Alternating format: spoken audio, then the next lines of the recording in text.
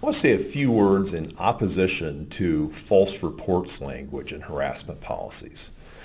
First, just to set the context a little bit, obviously giving more attention to harassment issues in the last couple of years, I don't think there are a lot of things that most employers need to change about their policies. Harassment policies don't vary a whole lot from employer to employer in their basic elements. It's an area where I say to groups that most of the time, don't go get a policy or a contract off the internet. In this case, I think you probably can, actually, and most of them will be pretty close to good.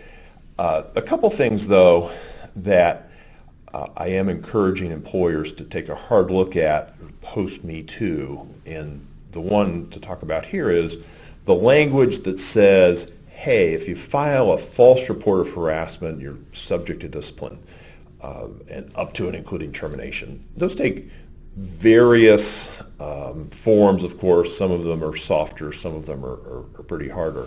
And my general view is to take those out.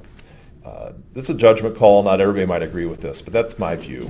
And the reason is this, that to me, the takeaway from Me Too, I've said this before, is listen, the breadth and depth of unreported harassment, even in very well-run, well-intentioned companies that do all the things you're supposed to do to prevent harassment, have a significant amount of unreported harassment. I think that's just something that's been re-emphasized to us. And I think it's possible, though it's not happening fast certainly, is that the law is going to raise its expectations of employers to go figure out where unreported harassment is better than we do.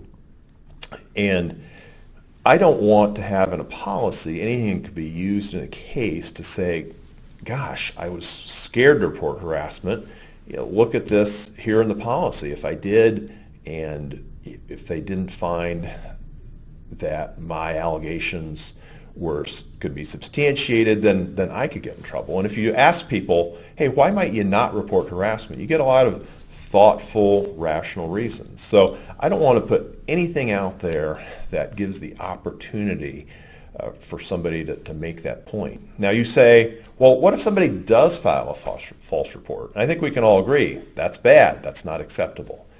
But I don't think you need a policy to say that there are consequences if you do that. First of all, it's going to be very unusual, not unheard of, but very unusual that you have a situation where you can demonstrate that a report of harassment was false, that we would be comfortable saying, yes, go ahead and terminate that person or take serious action against that person for filing a false report. That's just going to be really hard to do unless you've got some sort of smoking gun email or something that demonstrates it was false.